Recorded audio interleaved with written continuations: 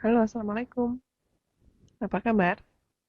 Ya, kali ini kita ketemu di media yang berbeda ya. Kita ketemu di media audiovisual melalui video pembelajaran. Jadi memang kali ini saya akan menjelaskan materi ini melalui video seperti ini tentang analisis prioritasi. Karena memang nanti analisis prioritasi ini akan menjadi salah satu analisis yang akan cukup sering kalian lakukan, teman-teman lakukan di berbagai mata kuliah ataupun nanti di tugas akhir. Kenapa? Karena ketika kita ngomongin PWK, perencanaan wilayah dan kota, kita akan ngomongin masalah-masalah perkotaan, masalah-masalah wilayah yang tentunya masalahnya tidak cuma satu, masalahnya banyak. Yang masalah itu tentunya harus diselesaikan. Permasalahannya, ada masalah dalam masalah ya. Permasalahannya adalah nggak semua masalah itu bisa bisa kita selesaikan dalam waktu yang bersamaan. Kadang-kadang kita harus memilih dari sekian banyak masalah itu hanya ada satu sampai 2 misalnya masalah yang bisa kita selesaikan segera. Jadi kita perlu memilih mana masalah paling prioritas ataupun isu strategis mana yang paling prioritas untuk ditangani. Begitupun dengan rencana-rencana. Kita sudah melakukan pengenalan masalah, melakukan analisis untuk solusi, untuk kemudian kita menghasilkan rencana-rencana. Nah, dari semua rencana itu tentunya juga nggak semua bisa kita lakukan berbarengan. Ada rencana-rencana yang bisa kita lakukan sekarang, segera. Ada yang bisa nanti-nanti dulu, ada yang bisa agak belakangan. Nah, makanya kita perlu melakukan analisis prioritasi ini. Mana-mana yang bisa kita lakukan lebih dulu, mana-mana yang mungkin mendesak atau ya harus diprioritaskan. Nah, tentunya banyak cara untuk menentukan prioritas. Paling sederhana ya dengan musyawarah mufakat. Diskusi dengan tim, mana ya yang paling duluan baiknya segala rupa, sampai ketemu kesepakatan bersama. Tetapi kadang-kadang musyawarah mufakat ini dirasa kurang efektif atau kurang kuat gitu ya, kurang valid itu analisisnya karena hanya berdasarkan diskusi saja. Maka ada pendekatan lainnya lagi untuk melakukan analisis prioritas. Ada analisis scoring sederhana, ada analisis scoring dan bobot. Kemudian ada juga analisis AHP dan lain sebagainya, ada banyak cara. Nah, kalau kemarin kita sudah belajar analisis scoring dan bobot untuk menilai kondisi sesuatu hal gitu ya, dengan studi kasus tertentu. Nah, scoring dan bobot itu juga bisa kita pakai untuk menentukan mana sih yang paling prioritas, yang paling utama gitu ya, paling unggul, paling prioritas gitu. Ada banyak cara. Nah, di video ini saya akan menjelaskan dua contoh cara, karena caranya banyak sekali. Sangat tidak memungkinkan untuk bisa diurai semua dalam satu video, sehingga dalam video ini saya cuma menjelaskan dua contoh cara menentukan eh, prioritas, baik itu untuk masalah, isu strategis, ataupun rencana. Yang pertama, caranya adalah dengan metode USG, dengan metode scoring USG. USG itu apa, Bu? Buat kehamilan? Bukan. USG itu adalah urgensi, seriousness, dan growth. Jadi kita punya tiga indikator penilaian untuk menilai suatu masalah atau suatu isu atau suatu solusi. Ada urgensi, seriousness, dan growth. Urgensi itu seberapa mendesak sih masalah itu untuk harus segera diselesaikan gitu. Seberapa cepat itu harus segera diselesaikan. Harus buru-buru diselesaikan nggak gitu. Berkaitan dengan time frame atau berkaitan dengan waktu. Itu kalau urgensi. Ini harus sekarang. Kalau nggak segera sekarang diselesaikan, lama-lama makin parah nih misalnya. Terutama dalam keadaan darurat gitu misalnya. Ada bencana dan segala rupa, maka harus segera diselesaikan kan gitu. Kemudian yang kedua, seriousness. Seberapa serius isu itu perlu dibahas dan seberapa serius isu itu berkaitan dengan isu-isu lain atau masalah-masalah lain. Kan kadang-kadang ada masalah yang harus segera diselesaikan, tapi sebenarnya dia nggak terlalu besar masalahnya, nggak terlalu serius. Ada juga masalah yang sangat serius, tapi dia bisa diselesaikan agak belakangan. Ada masalah ini bisa diselesaikan lebih dulu, gitu misalnya. Itu faktor yang berbeda gitu ya, atau indikator yang berbeda. Kemudian ada yang ketiga, growth. Seberapa besar kemungkinan masalah itu berkembang kalau nggak diselesaikan? Kalau masalah itu nggak diselesaikan, kira-kira 5 tahun, 10 tahun ke depan, masalahnya tetap sebesar itu, atau dia akan semakin besar lagi ya masalahnya. Masalah macet misalnya. Kalau nggak segera diselesaikan, nggak dicari solusi, kira-kira 5 tahun lagi, 10 tahun lagi macetnya masih segini, atau makin parah ya. Kalau sekarang macetnya cuma 10 menit misalnya, 5-10 tahun lagi macetnya tetap 10 menit atau bisa jadi sejam tuh baru terurai. Kalau sekarang macetnya cuma 2 kilometer, titik macetnya, 5-10 tahun lagi apakah tetap sama 1 kilometer atau malah jadi 3 kilometer, 4 kilometer, 5 kilometer titik macetnya. Nah, itu tiga eh, faktor untuk kita nilai. Ada urgensi, seriousness, dan growth. Intinya memang kalau yang urgensi itu dilihat dari ketersediaan waktu, seberapa mendesak. Buru-buru banget nggak diselesaikan masalahnya, harus segera buru-buru diselesaikan nggak. Kemudian seriousness dampak masalah tersebut terhadap produktivitas, terhadap kondisi dari suatu wilayah. Kalau itu diselesaikan, dia bisa mempengaruhi yang lain nggak? Kan bisa jadi satu masalah ketika masalah itu selesai bisa mempengaruhi penyelesaian masalah yang lainnya juga. Nggak cuma tunggal di masalah itu juga, kadang-kadang kan gitu. Kemudian tadi growth, apakah itu kedepannya bisa berkembang besar tuh masalahnya atau isunya gitu-gitu. Nah, itu tentang USG. Kemudian caranya gimana untuk membuat prioritasinya gitu ya dengan tiga komponen ini. Caranya dengan scoring sederhana. Kita bisa pakai scoring 1 sampai 3, 1 sampai 5, atau 1 sampai 7.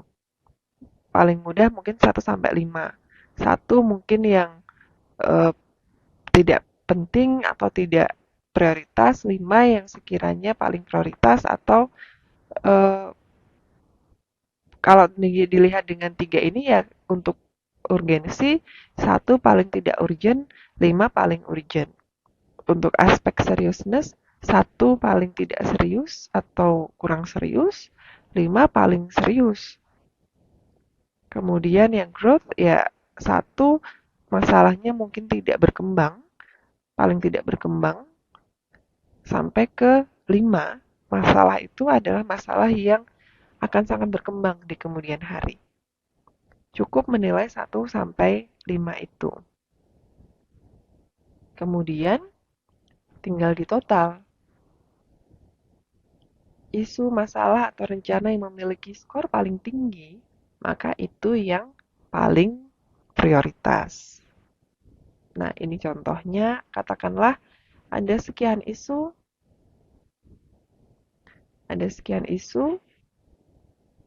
untuk masing-masing komponen ini kita bisa nilai kategorinya. Masalah A misalnya, oh dia sangat mendesak, oke maka kita kasih nilai 5. Tapi dia sebenarnya nggak terlalu serius sih, mendesak banget tapi nggak terlalu serius masalahnya. Oke, kita bisa kasih 3 misalnya, karena masih di tengah-tengah lah. Eh, dan dia kayaknya nggak berkembang sih masalahnya. Nggak berkembang kok, karena dia nggak terlalu gede masalahnya, nggak terlalu serius, nggak terlalu gede. Oke, kita katakanlah kita beri skor 2. Kemudian isu yang kedua atau masalah yang kedua, oh dia tidak sangat mendesak sekali untuk segera diselesaikan, tapi kalau bisa segera selesai akan lebih bagus misalnya. Oke, kita kasih 4 misalnya. Oh, dia serius banget nih. Eh, Penting banget atau serius banget nih masalahnya harus diselesaikan. Karena kalau enggak bisa berdampak ke masalah-masalah yang lainnya. Dan dia cukup berkembang juga masalahnya. Kalau sekarang nggak diselesaikan dalam waktu dekat, 10 tahun lagi dia makin parah nih masalahnya. Oke, oke. Kita kasih 4 misalnya. Dan seterusnya. Kemudian ini kita jumlah. Ini 10, ini berarti 13, dan seterusnya ini kita jumlah. Ini juga sama prosedurnya. Kemudian kita cari yang totalnya paling tinggi. Yang totalnya paling tinggi, katakanlah kalau ini 2, sementara ini adalah ini, maka masalah paling prioritas ya yang kedua ini. Gitu. Itu sederhananya untuk teknik yang pertama ini. Menentukan prioritas dari aspek yang pertama. Kemudian ada satu lagi contoh dengan analisis SWOT. Di semester lalu kita juga sudah belajar analisis SWOT ya. Ya ini contoh yang kemarin ya. Yang tadi saya jelaskan.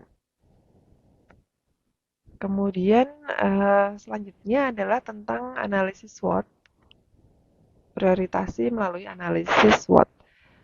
Tadi saya sudah sampaikan bahwa kita sudah belajar analisis SWOT, tapi kita baru belajar sampai membuat matriksnya aja ya. Apa itu strength, kekuatannya, apa itu weakness, apa itu opportunity, apa itu threat. Kita belajar untuk membuat list-list dari masing-masing komponen itu. Kemudian kita silangkan untuk membuat strategi SWOT. Itu ya. Nah, kemudian dari strategi SWOT itu kan banyak juga ya alternatif strateginya. Dan kita juga perlu membuat prioritas. Mana sih strategi paling oke gitu misalnya. Atau strategi yang bisa diprioritaskan, diduluin dulu penyelesaiannya atau uh, strateginya gitu. Nah, untuk analisis SWOT kita bisa menggunakan analisis kuantifikasinya, kemudian kita juga bisa membuat matriks atau kuadran IFAS-EFAS-nya. IFAS itu untuk internal faktor, strength dan weakness. EFAS itu untuk eksternal faktor, opportunity dan threat. Jadi memang matriks IFAS-EFAS atau kuadran IFAS-EFAS sebenarnya itu memang eh, proses untuk mengkuantifikasi analisis SWOT. Karena kan SWOT masih deskripsi-deskripsi ya bentuknya, deskripsi, uraian, kualitatif gitu ya. Yang tujuannya tadi untuk memperoleh prioritas untuk mengatasi masalah atau mengembangkan potensi dari suatu kondisi. Kalau kita ya berarti di suatu wilayah. Nah, caranya bagaimana? Caranya step awal SWOT kita lakukan, kita menentukan apa aspek internal eksternalnya, strengths-nya, weakness-nya, opportunity-nya, dan threat-nya, yang jumlahnya juga bisa sama, bisa beda, mungkin sama-sama 5 semua, atau jumlahnya beragam juga dimungkinkan. Kita list apa saja kekuatan, kelemahan, peluang, dan ancamannya. Nah, kalau sudah, tahap berikutnya adalah kita membuat bobot untuk setiap kategori, baik itu untuk internal dan eksternal. Jadi satu internal ini satu kolom sendiri, strength dan weakness. Nanti eksternal juga sama, opportunity dan threat. Nah, bobotnya caranya gimana ngitungnya? Bisa melalui signifikansi ini atau kalau signifikansinya sama semua ya tinggal dihitung bobotnya nanti. Signifikansi itu bisa kita beri skala juga. paling sederhana 1-3 atau 1-5. Paling signifikan 3, paling nggak signifikan 1. Signifikan itu apa ya? Kira-kira strength ini dia signifikan banget terhadap kondisi suatu wilayah nggak sih? Gitu. Weakness ini kira-kira signifikan nggak terhadap perkembangan suatu wilayah? Signifikan nggak untuk menghambat apa ya? Menghambat perkembangan dari suatu wilayah gitu ya? Nah, itu signifikansinya. Nanti kita bisa nilai, oh, misalnya di sini signifikansinya, oke, ini tengah-tengah lah. Katakanlah pakai 1-3 aja ya. Oh, tengah-tengah lah ini. Dua, dua di sini signifikan banget. Ini nggak terlalu. Ini signifikan banget juga. Ini ya tengah-tengah lah. Ini juga sama. Ini signifikan banget. Ini tengah-tengah, tengah-tengah semua. Kemudian kalau udah ini di subtotal untuk strength-nya ada berapa nih? 10, 20, 13. Kalau salah maaf ya. Saya ngawang-ngawang nih. Oke, betul. Di sini 12 subtotalnya. Terus totalnya berarti di sini ada 13 sama 12. Berarti 25. Kemudian eh, bobotnya itu kita ngitungnya adalah signifikansi ini per total signifikansi. Gitu caranya. Berarti ini 2/25, ini 3/25, dan seterusnya. Nah, yang perlu diperhatikan adalah total bobot dari strength ini dan weakness itu harusnya adalah 1 atau 100%. Kalau ini jumlahnya nggak 1 atau 100%, berarti ada perhitungan yang salah kita lakukan. Ada step yang salah, kita perlu ulangi stepnya. Mungkin cara menghitungnya yang salah atau ada yang miss di bagian mana gitu. Nah, itu bobotnya. Kemudian kalau sudah menentukan bobot, baru kita menentukan skor. Tadi katakanlah 2/25 gitu ya. Dan seterusnya tadi.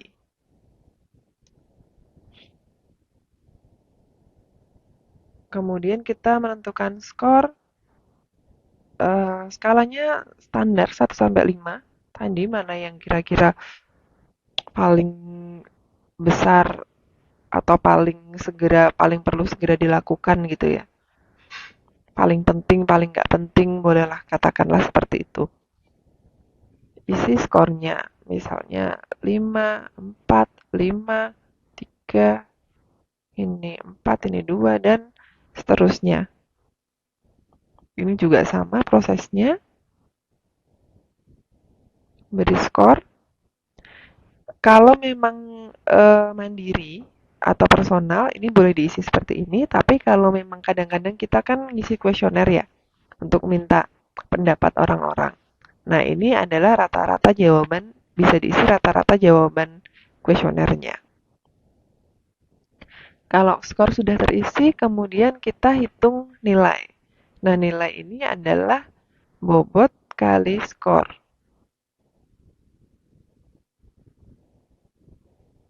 Ini nilainya. Kemudian untuk semua sama. Kemudian ini di total. Yang weakness juga sama di total. Nanti untuk opportunity dan threat juga sama caranya. Nah, ini di total, ini di total.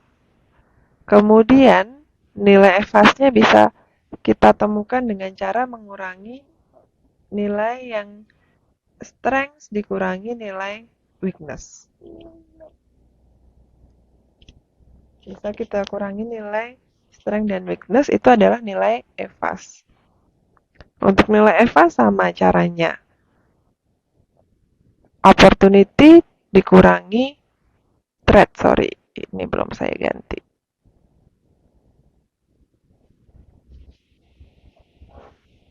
Ini dikurangi ketemu nilai EVAS. Nah, kalau sudah ketemu nilai EVAS sama EVAS gimana? Itu nanti kita buat untuk membuat kuadran. Untuk membuat kuadran. Nah, kuadrannya ini.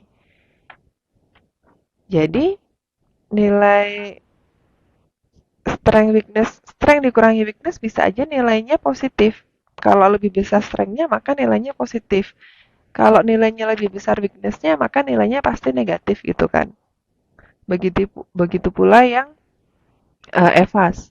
Kalau nilai opportunity-nya lebih tinggi, maka pasti positif. Kalau nilai threat-nya lebih tinggi, berarti negatif. Nah, itu kita tinggal membuat di kuadran ini. Kalau misalnya nilai EVAS-nya, kalau nilai EVAS-nya positif, berarti kan dia di sini ya. Kayak berapa misalnya. Kemudian nilai EVAS-nya positif, berarti dia di kuadran sini.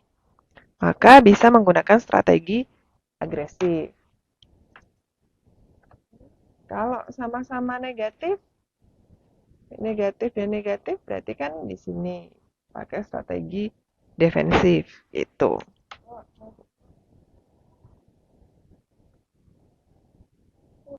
Nah, kemudian eh, gimana kita taunya strateginya apa nih? Misalnya kita udah tahu nih kita di sini strateginya mendukung strategi agresif. Terus strategi apa yang perlu kita pakai kalau kita ada di strategi ini? Nah, kalau di strategi ini berarti ini kan eh, peluang, opportunity, ini strength, ini threat, ini weakness. Berarti kalau di sini maka yang strategi yang digunakan adalah strategi SO. Kalau di sini berarti strategi yang digunakan adalah WO. Yang di sini strategi yang digunakan adalah strategi WT. Di sini adalah strategi ST. Nah, strategi ini didapatkan dari perkalian atau matriks IVAS-EVAS yang pertemuan sebelumnya sudah kita bahas. Strategi SO, kita menyalangkan ini, strategi WO, WT, dan ST. Sehingga ketika nanti ketemu kuadran berapa, misalnya kita tadi di kuadran ini, maka dari semua strategi ini, strategi yang diprioritaskan adalah strategi-strategi yang ada di sini. Ada beberapa strategi sini gitu. Kalau strateginya yang diprioritaskan adalah yang WT berdasarkan dari perhitungan scoring tadi, maka strategi yang diprioritaskan adalah strategi yang WT ini. Gitu. Uh, untuk matriks IVAS-EVAS dan kuadran IVAS-EVAS dari SWOT. Nah, selanjutnya saya mau coba ya kita simulasi di Excel, mungkin hitung-hitungannya biar lebih mudah gitu ya. Kita coba setelah ini.